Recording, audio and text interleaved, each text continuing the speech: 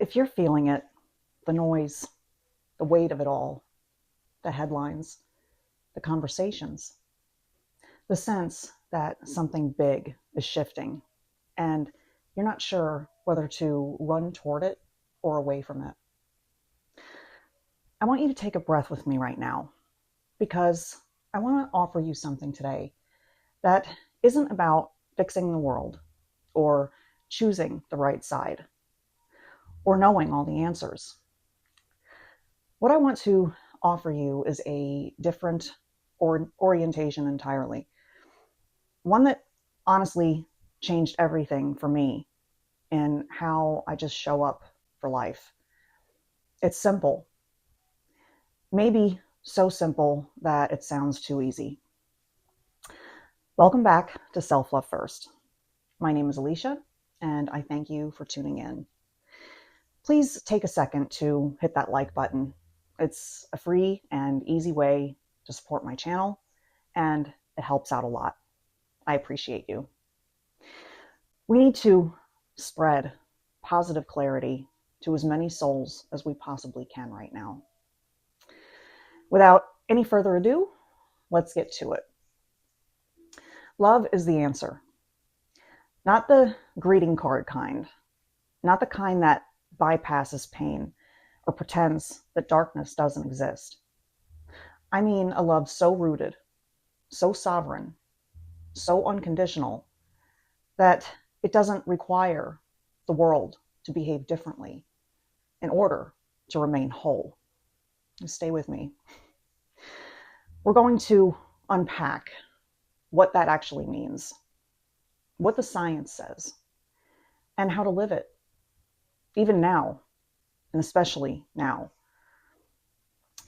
Let's start by acknowledging some truth. The world is loud right now. There's a lot of what we might call chaos, political tension, social division, environmental fear, economic anxiety, and on top of all of that, the sheer volume of information being thrown at us every single day. And most of us, if we're being honest, have felt absorbed by it at some point. Maybe you've gone down a news rabbit hole and then come out feeling heavy and helpless. Maybe you felt angry, scared, or just exhausted. And I want to normalize that.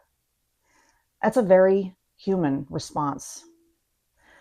Our nervous systems were not designed for this volume of stimulus day in and day out.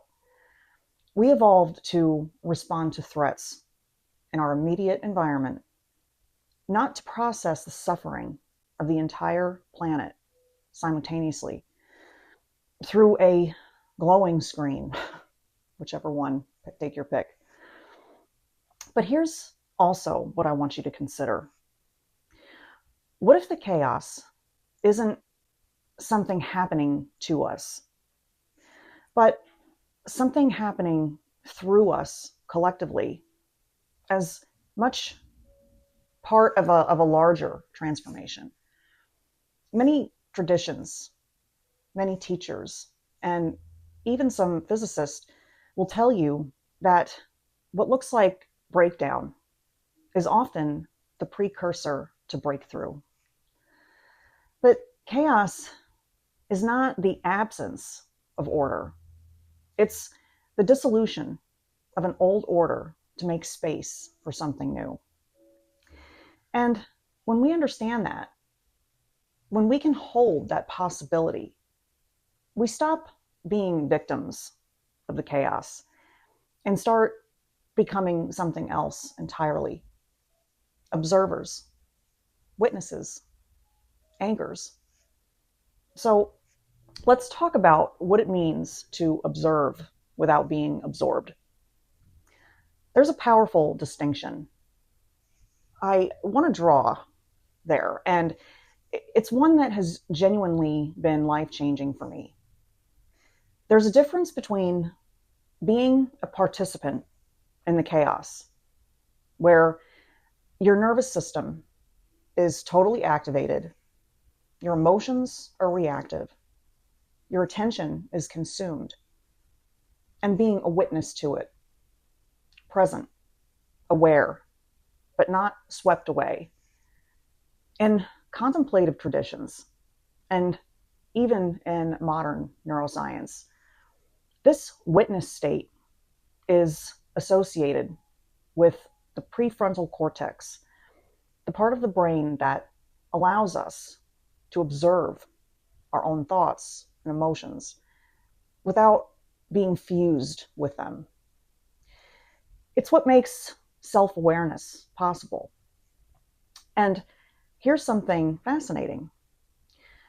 Research from the HeartMath Institute has shown that when we are in a coherent heart state, when the electromagnetic field of our heart is in order and rhythmic and calm, our capacity to perceive clearly actually increases. We see more. We understand more. We respond rather than react. So the witness state isn't detachment. It's not spiritual bypassing, checking out and pretending like everything is fine. It's actually the opposite. It's being fully present, fully aware, and fully rooted. So you're not at the mercy of what you're witnessing. Think of it like this. You could stand at the edge of the ocean and watch the waves without being pulled under. The waves are real and they're powerful, but your feet are planted. You see them clearly, and because you're not being tumbled by them, you can actually respond intelligently. That is the observer state, and it is a practice. It takes repetition and intention, but the more you cultivate it, the more resilient you become. Not because you've numbed yourself, but because you've rooted yourself. And in that place of rootedness, from the ground of the observer, we can do something truly powerful. We can send love.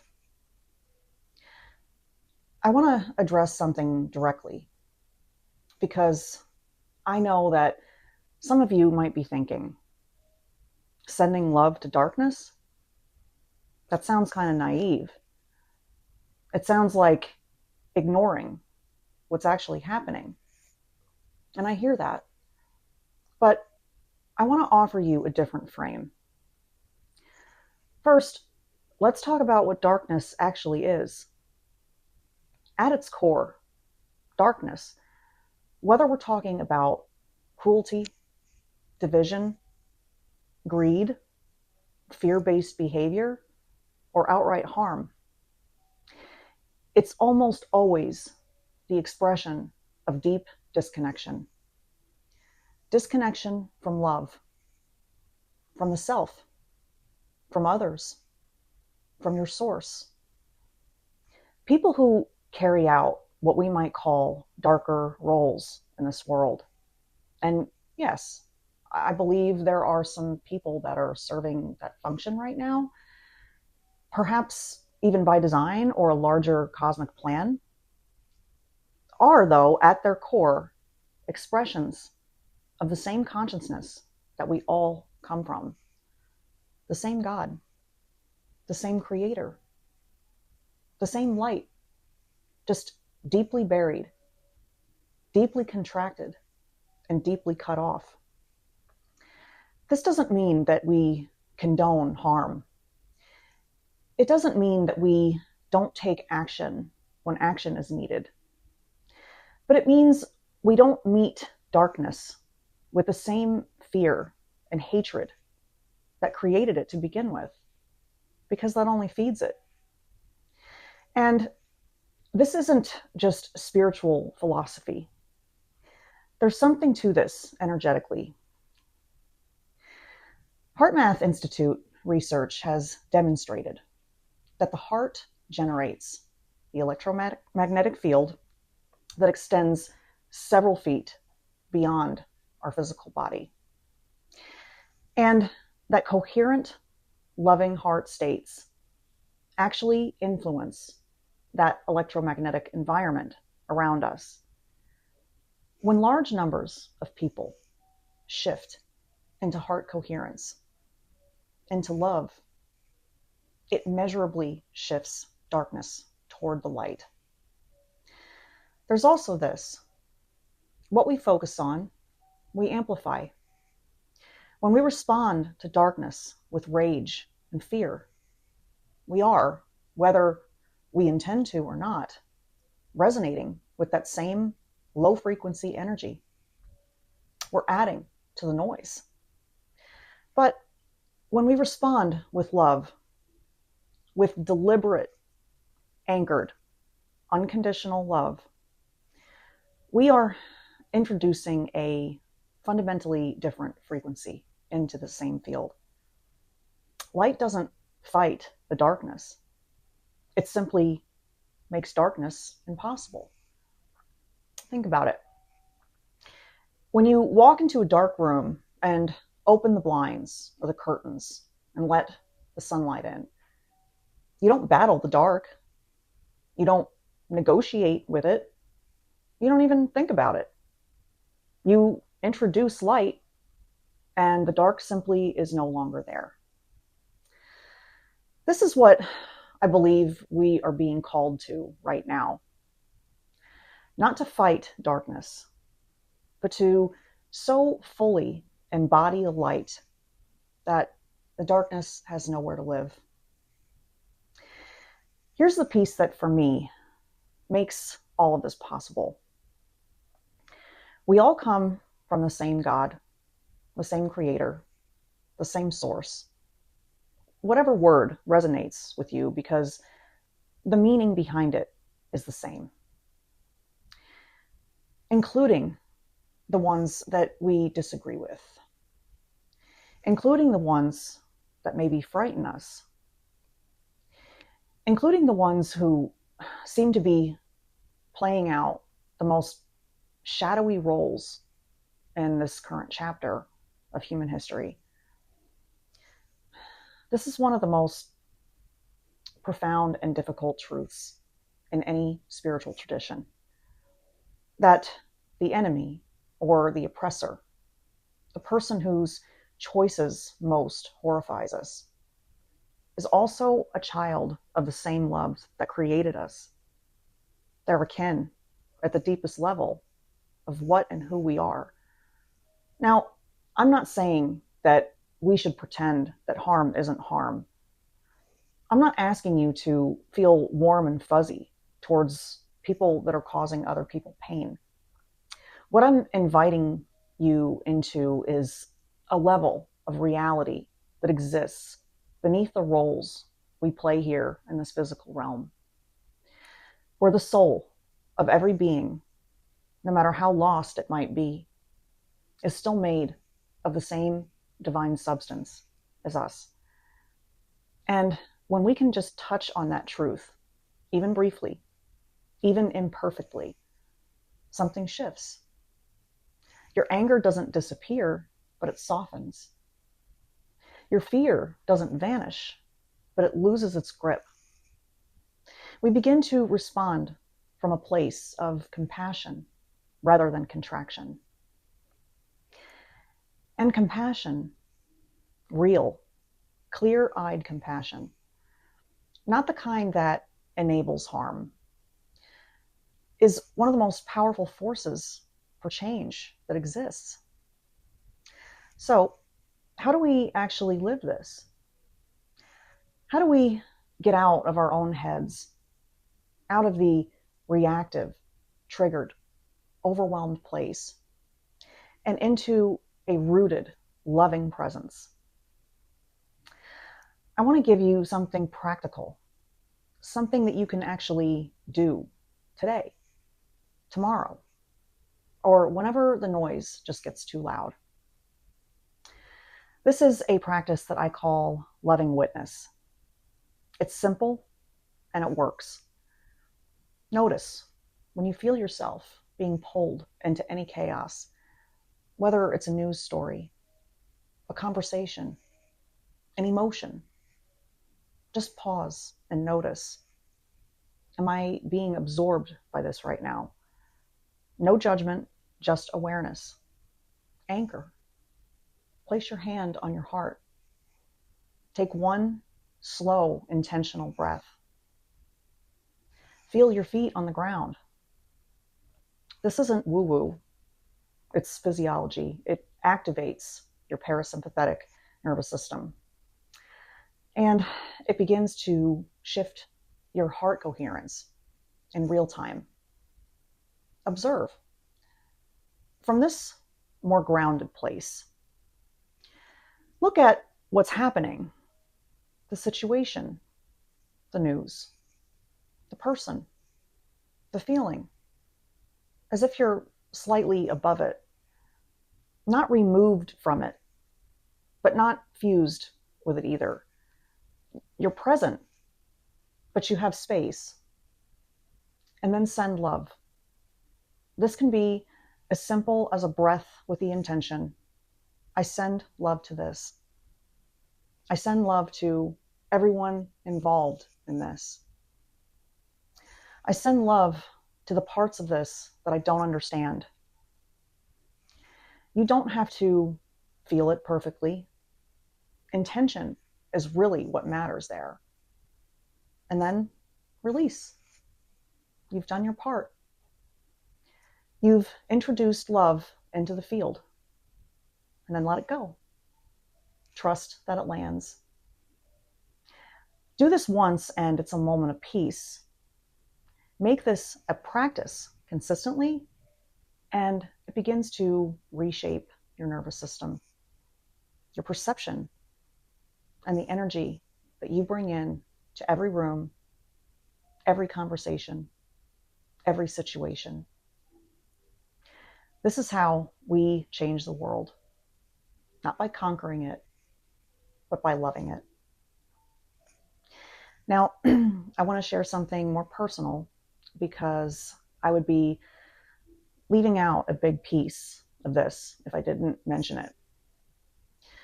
One of the reasons that many of us struggle to embody love, to stay anchored in it, even when we intellectually believe in it, is because of what's stored underneath. The unconscious patterns, the old wounds, beliefs that we picked up about the world being unsafe, about love being conditional, about your own worthiness to give and receive it. And you can know with your mind that love is the answer, and still find yourself unable to access it in the heat of a moment. Because knowledge lives in the cortex, but these old patterns live much deeper in the limbic system, in the body, in the implicit memory that shapes our automatic responses before we even have a thought. This is exactly why I work with the MAP method. MAP, which stands for Make Anything Possible, works directly at the level of unconscious reconsolidation. What that means is it goes where the blocks actually live, and it neutralizes them. Not by talking about them, not by reliving them, but by engaging with the brain's own natural updating mechanism. What neuroscientists call the window of memory reconsolidation. When those old patterns are cleared, when the belief that the world is fundamentally unsafe, or that love is dangerous, or that I have to protect myself by staying contracted. When that's neutralized at the root, embodying love becomes less of a discipline and more of your natural state. It's not that you don't have hard moments, but the floor is different. The baseline is different. I've seen this transform people's lives, including my own. I've lived it myself. And it's why I believe the outer work of sending love to the world has to be matched with your inner work, clearing what blocks the love from flowing freely through us. The world is going through something. You can feel it. I feel it. And there's so many voices telling us how to respond with outrage, with fear, with sides to choose and battles to fight. And I'm here to offer you a different invitation. Observe. Don't absorb. Stay rooted. And then from that rooted place, send your love to the chaos, to the confusion, to the people playing the roles that most frighten or anger you, to the parts of yourself that feel afraid. Because we are all here together. We all come from the same light. And that light doesn't need to overpower the dark. It just needs to be expressed as much as possible. You are a carrier of that light. Every time you choose love over fear, even in a small, quiet moment, you shift the field. You are contributing something real and true to this world for humanity. That is not nothing. That is everything. I want to thank you for being here. Thank you for doing this inner work. It matters more than you know. And if this video touched something in you, please share it with someone who might need it. Subscribe if you resonate with this kind of content. I post every Wednesday at 2 p.m. Eastern. And if you want to go deeper to clear the blocks that might stand between you and the love that you already are, the link to work with me in the description below. There's also a link to access my free manifestation dream life journal to download and have fun with it. So until next time, as always, self-love first, always. Take good care of yourself and each other. Have a beautiful and happy rest of your day, my friends. I love you. And I will see you all next week. Have a great day. Bye-bye.